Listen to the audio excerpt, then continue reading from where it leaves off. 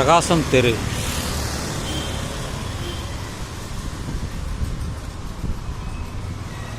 இது ஒரு நீளமான தெரு. இந்த தெரு வழியாக சென்றால் கென்னடி சதுக்கம், திருவிக்கா நகர்,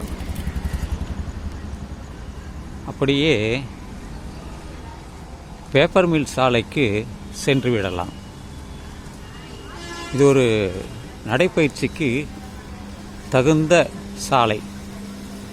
பல கடைகள் இருக்கிறது. இங்கே குடியிருப்பு வாசிகள் மிக அதிகம்.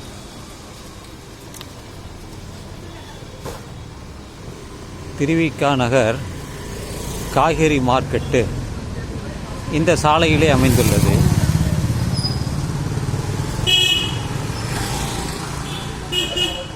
இது ஒரு முக்கியமான சாலை. இது அன்பழகன் நகர் 3வது தெரு, 1, 2, 3 என்று இருக்கிறது. இது எல்லாம் திருவிக்கா நகர் தான்.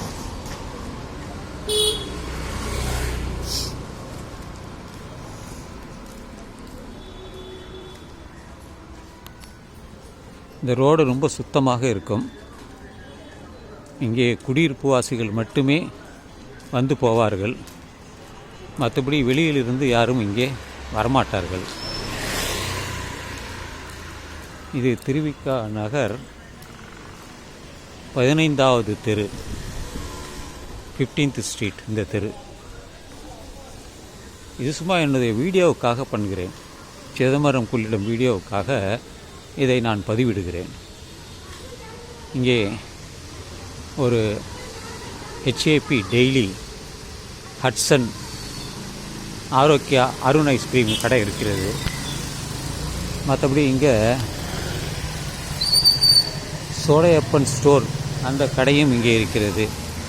புதிதாக ஒரு உணவகமும் திறந்து விட்டார்கள். இதுதான் கென்னடி சதுக்கத்தின் பிரதான சாலை.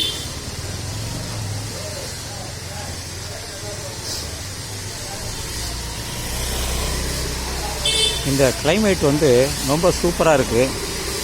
கொடைக்கானலில், ஊட்டி, எந்த மலைப்பிரதேசங்கள் இருக்கோ அங்கே இருக்கிறது போல் இருக்குது. டெம்பரேச்சர் என்ன, ஒரு 28.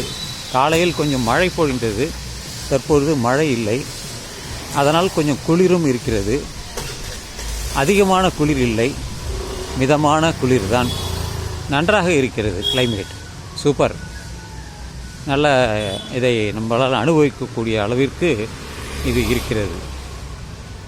அதுதான்